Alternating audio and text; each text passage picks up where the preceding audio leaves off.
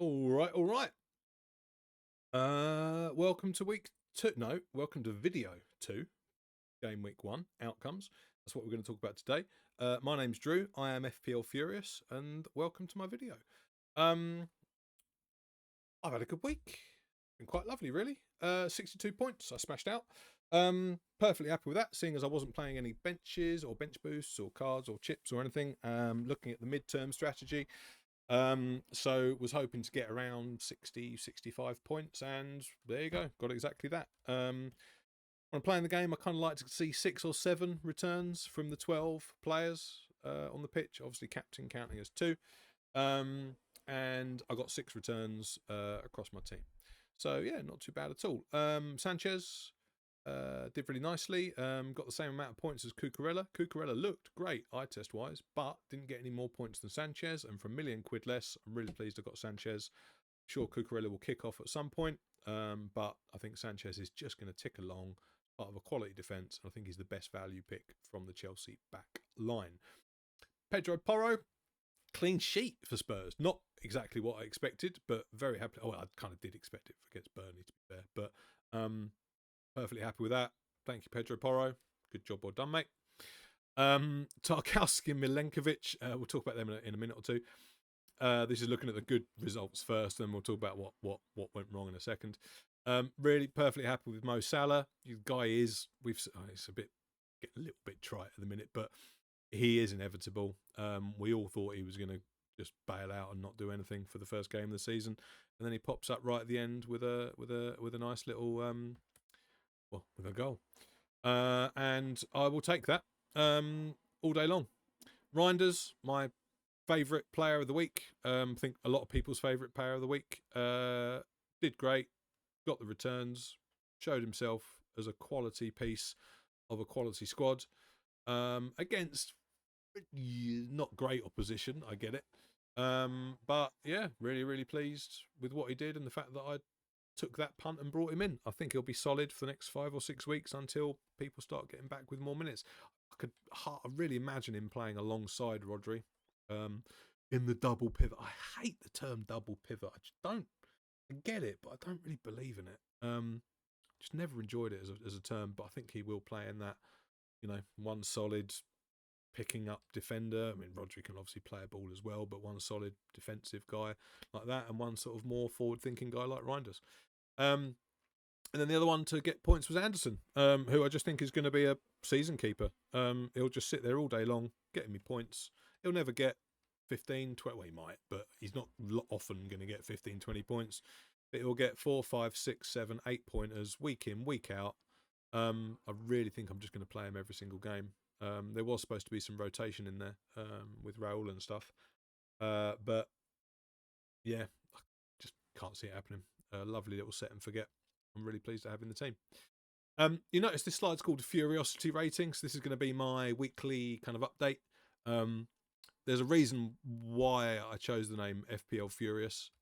Is because I have been known to rage, rage quit, rage bait, just generally rage about things when they don't go wrong. It's normally quite short-lived Furiosity. Like, I don't let things linger. I'm normally fine in about 10, 15 minutes. It's just nice to get it out, roll a few expletives along with it. But to kind of track my level of Furiosity on any given week, I've got my Furiosity scale over here. If everything goes really, really well and I'm in a happy place, then it's sunny days. If I get a few little niggles and things that just don't really go quite perfectly, then we're going to call it a light drizzle.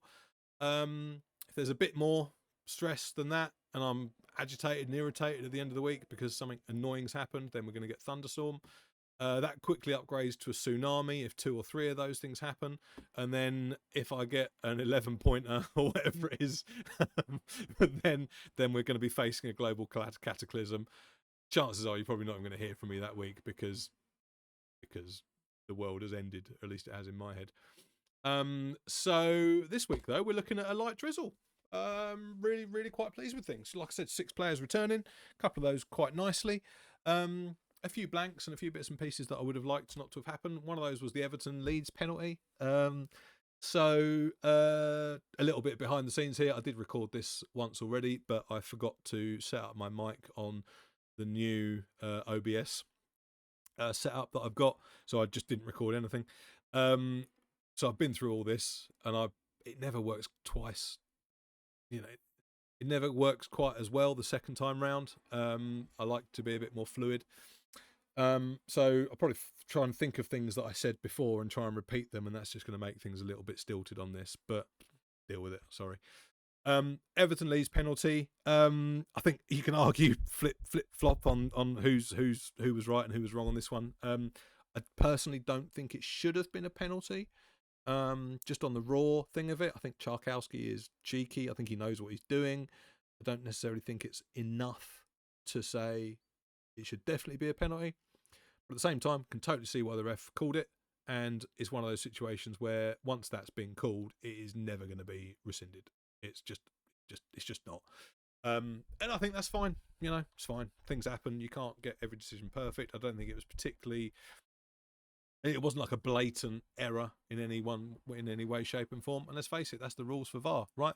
Blatant error. Well, I'm sure they use those exact terms, but you know what I mean. So a damn shame. We'll talk about Lucas Nemecha in a little bit as well, because I've got an eye on him now, for more reasons than just that. But we'll talk about that. Then we got the Forest Brentford penalty, so 2 penalties that stitched me up this week. I don't know what led to the penalty or why or how it happened. I do know that I don't think Brentford really deserved a goal in this game. But these things happen, small percentage chances, something happens, the penalty went in. Thiago Silva took it well enough, I believe. Yeah, shit happens. Shame, because it was looking like a shoe-in clean sheet until that point. It was not looking like they were ever going to get DEFCON, though.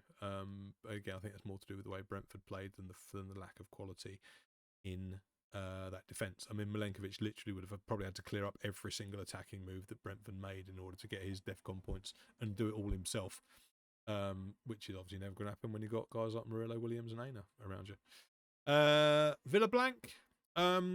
Not that upset with it, really. This was my least favourite game of theirs for the first 9, I think. I talked last video about how much I rate Eddie Howe, with the midfield they've got, with the defensive setup they've got. I mean, the way you just get literally 2 lines of 5 at some points in games against Newcastle, where they just literally just line up behind the ball and just say, yeah, go on, find a way through, boys, and you just don't do it. So I got the sense it was going to be a tough one. I thought they might get more than 1 shot off for the entire game, but they didn't. But I just don't think it's that big of a deal. I do find it a bit weird that Villa don't seem to be investing in any kind of wings. And I was talking on my last video about Buendia and a couple of other players that could play in those positions. Gassons they brought in. But it felt like they really didn't have any intention of playing any width in that game, which I find odd. Maybe they were trying to overrun the park, beat out the 3 midfielders, Newcastle, but you're just not going to do it. Joelinton, Tonali and Guimaraes, you're not going to play through them. Surely going around them is the right thing to do. And when you've got Cash, Martson, Digne, they've got some attacking capability, but they're not like full blown Munozes, are they? So yeah, really strange tactical approach I thought from Unai Emery, but not a surprising outcome as far as I'm concerned. And then Chelsea, which honestly, much of a muchness to the Villa Newcastle game. Palace, great defence, loads of players behind the ball. Glasner's a very tactically astute manager, so I'm sure he knew what he was going to be coming up against, or he thought he knew what he was coming up against Maresca. He prepared for it, and it paid off. They just neutralised each other, and it made the game it made Palmer and Pedro particularly look bang mediocre. I think the key thing about that quadruplet maybe of players is just don't overreact, don't knee jerk, don't overreact, stay patient. These are great players that know how to get points, and against slightly different opposition, they could have got a hell of a lot more points. So I'm going to look forward to the next few weeks where they've got lots of good oppositions across that whole period. And expect to see a nice trickle of points come through from all of them. So yeah, João Pedro is probably the only one, the one that's most uncertain, mostly because of his price point, 7.5.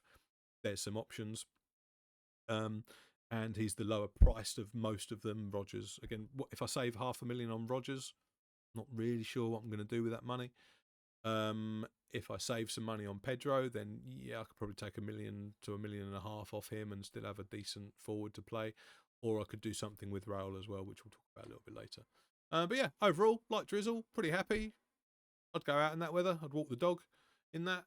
62 points. Look forward to more. Section number 2.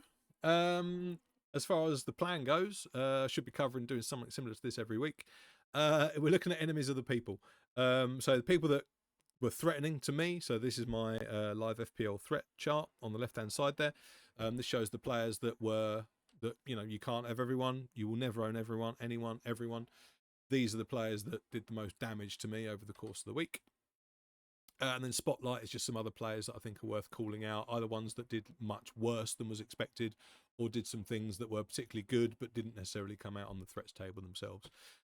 These guys are in order of how much they annoyed me as well in colour scheme as well, so you can kind of tell that Haaland was the most, Gakpo slightly less, and down the list we go. Haaland, because I just back him. I back him as a player. I backed him last season. I backed him the season before that. He cost me a lot of ranks in those seasons that I backed him when I'd continued to back him, even though I shouldn't have done anymore. And I knew he was going to be good for the opening part of the season. So, I mean, validated, sure. Probably should have put him in my team. The reason I didn't, and the reason I've gone for Salah, is the fixture list coming up. And I really should have put the fixtures on because I got this wrong. Not wrong, but I couldn't remember what the fixture list was on the last recording I did. And I've just bowled straight into this and I'm going to get it wrong again. So Salah's got 2 difficult games, Newcastle, I think it's Arsenal coming up next. After that, though, Burnley and Everton. And from what we've just seen, there's goals in them games. I'm sure Salah's going to get some of them. So although it's a rough run for the next 2 games, I'm very happy to have him for that. After that, game week 6, Haaland then has Burnley, Brentford and Everton. And so there's the same 2 teams that are clearly quite ropey. I think there'll be goals in those games. And then Brentford is the additional one there on top of Salah. And we just saw what happened to Brentford against Forest. I think they are ripe for the picking. But what that means is I want Haaland in 6, 7 and 8, and then I want to flip back to Salah again, I think in 9 and 10. And I can't remember why. I can't remember what fixtures they are, but I've got it in my mind that I want to do that flip. So if I'm flipping from Salah to Haaland in 6, that's 2 transfers. I'm flipping back again in 9, that's another 2 transfers. That's 4 transfers on the flip-flopping.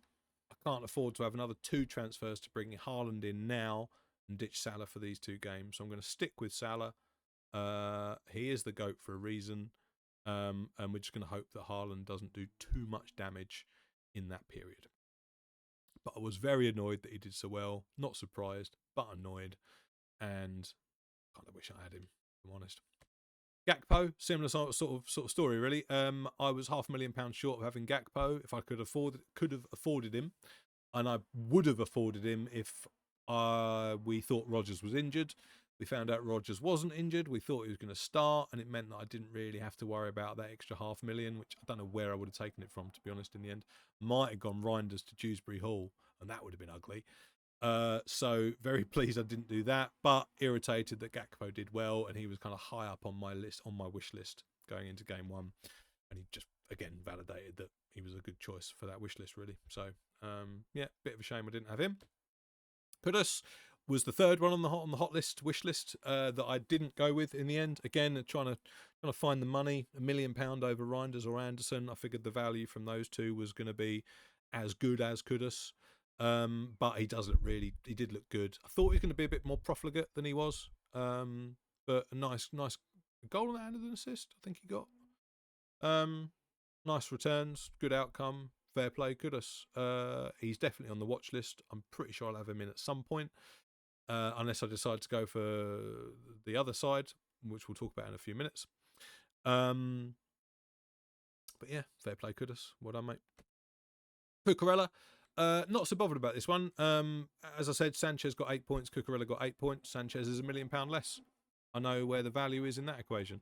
I do think Cucurella will kick off. He was super attacking. He was in the box quite a lot. We can expect to get points from him that Sanchez does not have a route to. So don't know how long that value prop is going to last for.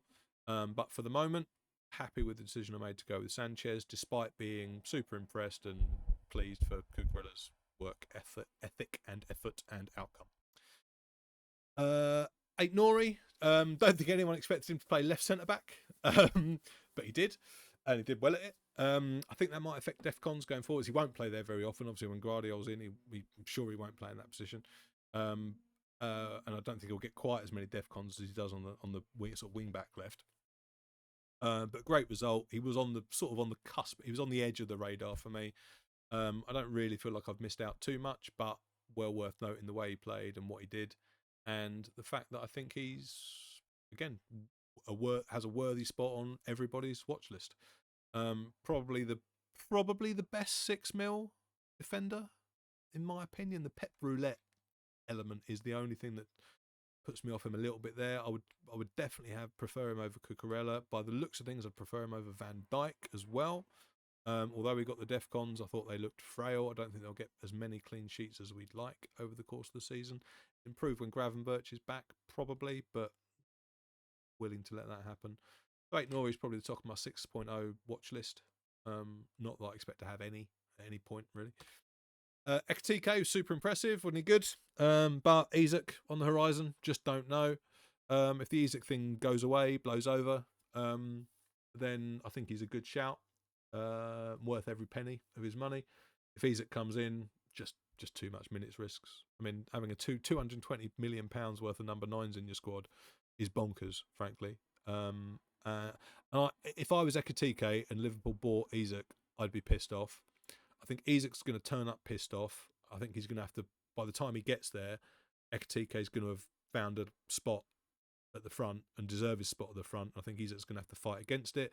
I can just imagine them not bickering between each other, but you know what I mean? I can imagine there's going to be conflict there, and it's not going to be, yeah, hi guy, yeah, we've got these minutes covered, man, let's do a great job up front. No, it's going to be, get out of my way, I want to score goals. And I know competition is healthy, but it's also not great for mentality. It's like Katike, and then Van de Ven gets a special mention because he didn't break himself. He survived to fight another day. So I'm not bothered I didn't have him. I had Porro instead, who is £1 million more, so the exact opposite of Cucurella to Sanchez. But again, going forwards, if I was given the options of, doesn't really work, does it? Van de Ven and Cucurella, or Porro and Sanchez. But I like the mix that I've got, and I think Van de Ven's great, but I'm just sure he'll get injured. Let's wait and see. Right, spotlight, Richarlison. What a dude. I love Richarlison. I've loved him I thought he was brilliant at Everton. I was really pleased when he made the move to Spurs. I thought he was going to do a great job, and he started off doing it, and then things went a bit weird for him. So really pleased to see that he seems to be back in the headspace that he should be in.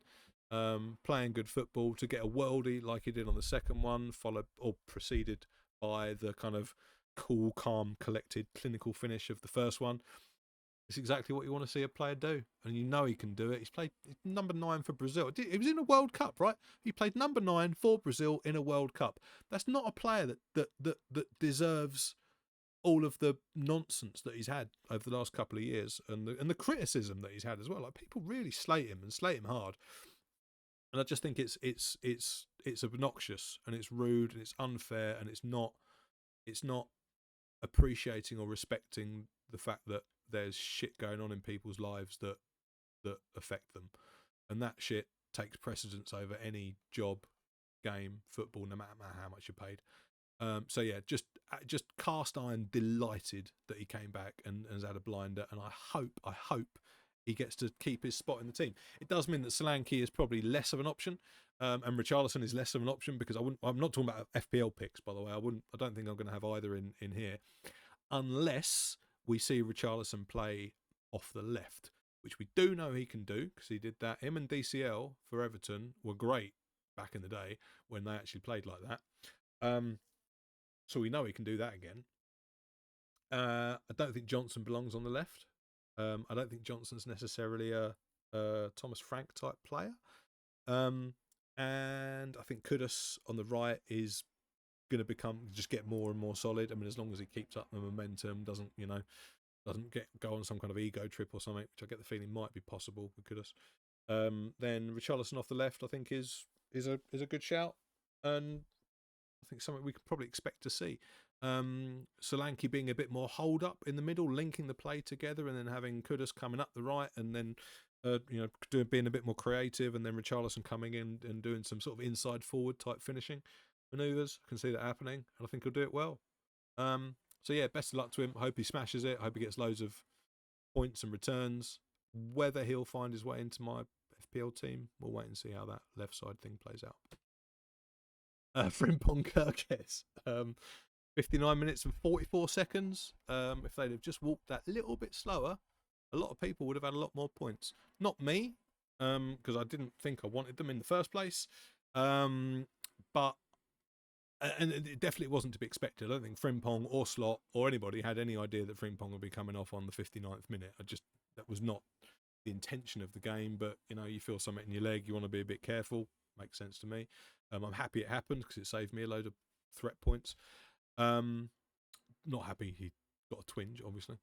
But yeah, I just think it goes to show that Liverpool defence is not reliable from a minutes perspective, and I'm not sure it's reliable from a clean sheets perspective.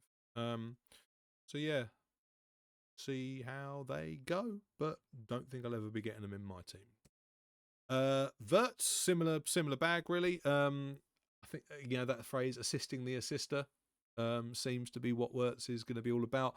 I think from a FPL points returning perspective, he's going to be quite similar to KDB. KDB, another player that never really found his way into my team, despite how phenomenally good he was and how he did quite often get returns. But he's one of those players that you sort of say, you're going to get the return. He's going to get the returns. He's kind of welcome to get them. Doesn't mean I want him in my team.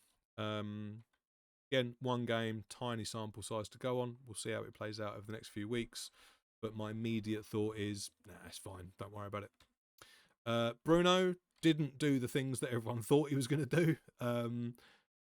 Thought he was going to get loads of defcons if he was in the deeper position and could still get some attacking returns. And I don't think anybody was really that impressed with him in that game. I do think it was an odd one. I do think, it's Arsenal, right? If I can say that, if I can forgive Watkins, Palmer, Pedro, Rodgers for playing against Newcastle and Palace, I can sure as shit forgive Man United attack for playing against Arsenal, right? I mean, we know how solid they are. I was probably expecting something to happen from a Man United perspective, but it didn't. I mean, the only goal in the game was the set piece, typical set piece from an Arsenal corner. Yeah, I think he's one of these Marmite players, right? You're either gonna back him and support him and say yes, Bruno's brilliant for every game week, or you're just gonna say no, I'm never going anywhere near him. I don't think many people sit on the fence when it comes to Bruno, and you'll get used to this. I sit on quite a lot of fences. I just think he could do fine. Of course, he's going to do well. He's going to get points. He's probably going to get 212 points. There's my prediction: 212 points for Bruno this year. Whether that means he's enough to put in the team, whether you can rely on when those points are going to come, that's a big question. So again, a bit like Wirtz, I think I'm just going to skip it and use my money elsewhere. Cunha did look good. I thought Cunha looked like the main kind of flair threat. Like you look at Mbeumo, I think Mbeumo needs to be part of he's a system player. He needs to be part of the mechanisms and the intricacies of the tactics, and he'll feed off that and thrive on that when they settle. I think Cunha, you can just give him the ball and watch magic shit happen, right? So, given where they are as a team and what they're trying to achieve and how much they're gelling together and stuff, I think for the short term, particularly Cunha is going to be the choice. And if anyone's going to pop off, it's going to be him. But again, I'm just happy to let that happen and watch it happen for a few weeks before I decide whether I'm going to get him in. Probably on this spotlight list, it's either him or Richarlison are the two that I've got an eye on to actually bring in the squad at some point, but have no idea when yet. And Semenyo. Semenyo, I do have an idea of when I want him in, game week 7, because that was part of the plan. Great result. Someone, a Liverpool fan, I'm going to say winds him up because I'm not sure how I'm supposed to, politically correctly describe what happened, especially given the guy's circumstances that said the words. I mean, how you can, Yeah. But I just think it's hilarious that you do that. You give someone some abuse, and then they stick it to you with 2 goals and nearly cause your team to lose the game. I mean, brilliant. Well done, Semenyo. You're a fucking legend, mate. Genius. So yeah, I'm glad he got his 2 goals. I think Liverpool deserved, or Bournemouth deserved to get something from the game. Yeah, he is well. I think he's probably well worth bringing in if you can afford him. Well worth bringing in this week. I don't want to make a knee-jerk switch from him to. I can't anymore because he's gone up in price as well. But there was an inkling to go Rodgers to Semenyo. But I don't want to make those kind of rash changes. I just don't think it's worthwhile. I think Rodgers will pick up in the next few games. But yeah, fair play Semenyo. Good job, mate. Semenyo. I called him Semenyo twice there, didn't I? And then Wood. Chris bloody Wood.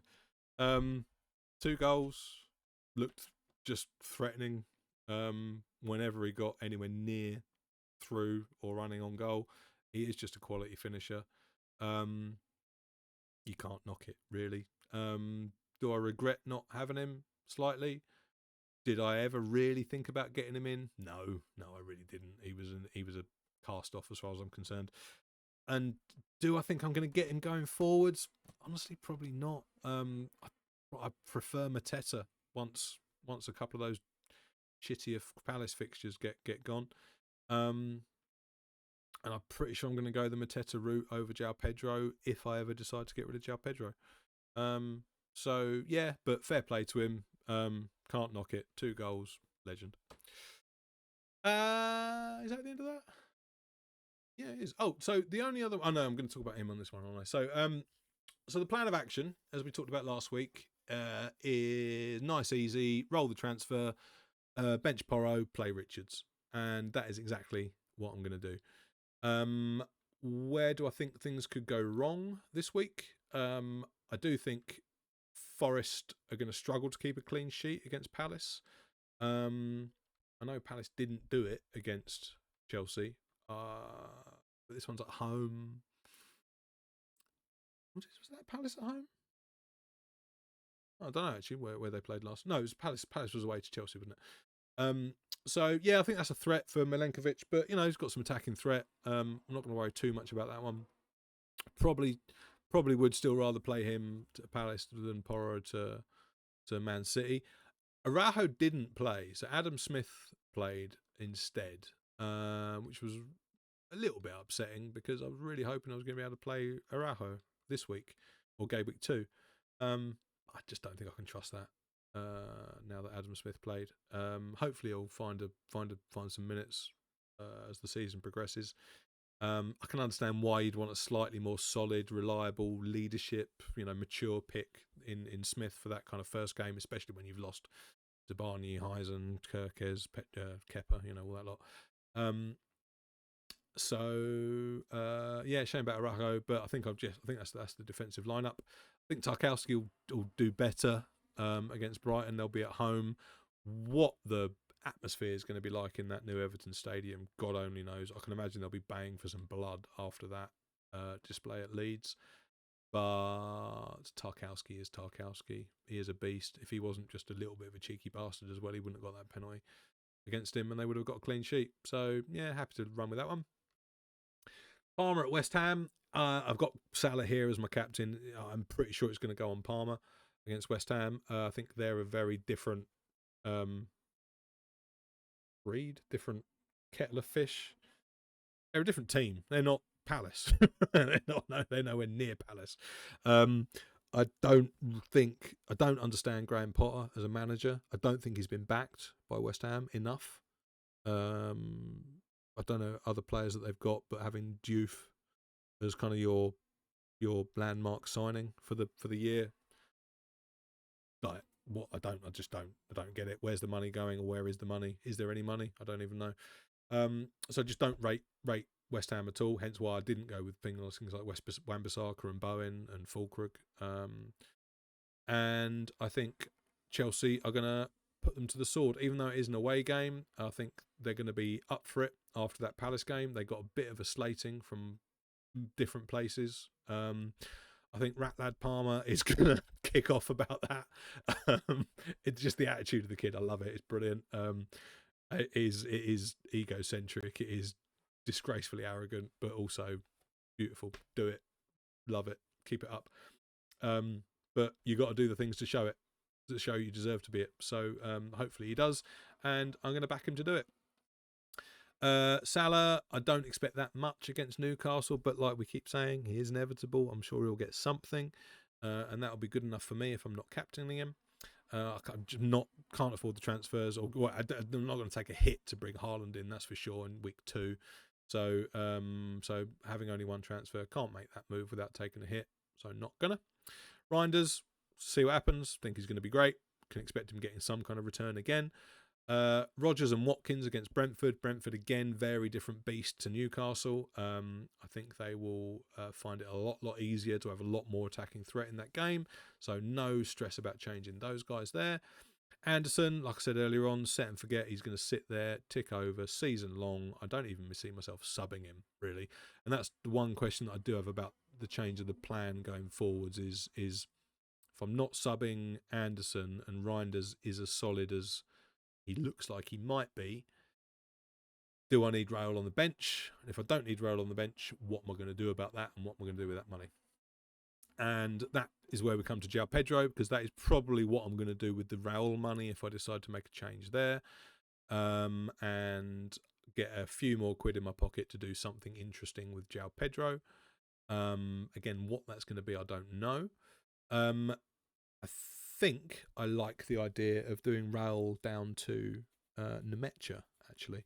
Now, again, that's a little bit knee-jerky. I don't know if anyone remembered, well, probably didn't even listen to the last video, but in the last video I was talking about Junior Krupi and Adrian Truffert, who I both had for Crystal Palace in an FM24 game where I smashed it. I won the Champions League in the second season with Crystal Palace. I finished 5th in the league in my first season, which was great. Got qualified for Champions League and then won the fucking thing. Didn't expect to. Great stuff. Anyway, I had Nemecha as the striker in that, and he was also awesome in that as well. Again, I don't think that plays across necessarily. But before I made this video, I went and had a look at his profile on FM24, and the one thing I did notice that he had a 17 out of 20 rating for penalties, and that was by 2 or 3 points his highest stat clear. So we definitely shouldn't get too excited about Nemecha because he scored a penalty, because I think everybody seems to think, or FM24 and the people that make that, who do know their onions, let's face it, they seem to think that he was a good quality penalty taker, hence why he took it. He took it with gusto. Fair play. But I kind of liked him before we started. And then everyone's talking about Pirro, or they're going to buy another striker. Everyone seems to sort of not really giving him any credit, this Nemecha kid, or guy. He's not a kid, he's 25, I think. Because he was a free transfer, and you just thought, who is it? They've just bought this guy in for a bit of backup play, probably. None of the Leeds fans seem to talk about him on the old Planet FPL Correspondence Week. Quality content.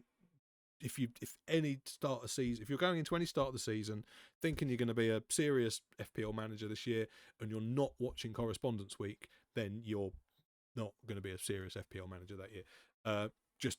It probably the absolutely most essential preseason content you're ever going to see in any given year. So yeah, big up to the FPL Planet FPL boys. But yeah, Nemecha, what didn't even having said all that, Nemecha just didn't even get a look in, I don't think, on that conversation. Really, they're all talking about Pirro or somebody else that was going to come in. I've got a funny feeling he might secure that spot. And for 5 million quid, you're going to come on and get the odd penalty every now and again. I'd much rather have him in place than Mark bloody Guiu for 4.5 million, who might not even play. And if he does play, no one knows what he's going to do. So yeah, so Raul down to Nemecha is a distinct possibility at some point in the not too distant future. And João Pedro to someone else. He's probably he's the flakiest first team player in my squad. What we exactly do with him, don't know. Mateta is the first on my list to replace him. But that's not till game week 4 at the earliest. So we'll see how that goes. Basically, I'm not making any changes. And that, my friends, is that. Game week 2 outcome covered. I'm going to try and do a game week 1 outcomes covered I'm going to do a Game Week 2 preview thing where I look at some of the fixtures, how I think the teams are going to match up against each other, what kind of tactical outcomes we might see, and how that might influence FPL points. I've no idea how that's going to go, but that's what I'm going to try and create. We'll see how it comes out. So keep your eyes open for that. In the meantime, if you've enjoyed this video, please like and subscribe. I can't believe I'm actually saying that in real terms, but please do it. There's no excuse not to. It's so easy to smash a like, and it makes all the difference to how things go. So please do that. I'm not going to be doing that much content, trust me, so you're not going to get flooded by hundreds of YouTube short bullshit that you don't want to see or anything like that. It's going to be 2, possibly 3 videos of about 20-30 minutes a week if I can learn how to rein it in. So yeah, hopefully you enjoyed it, and I'll see you guys next time. Ciao for now. I didn't steal ciao for now off Planet FPL James either. I've been saying that for years and years and years, but he does say it too, so fair play.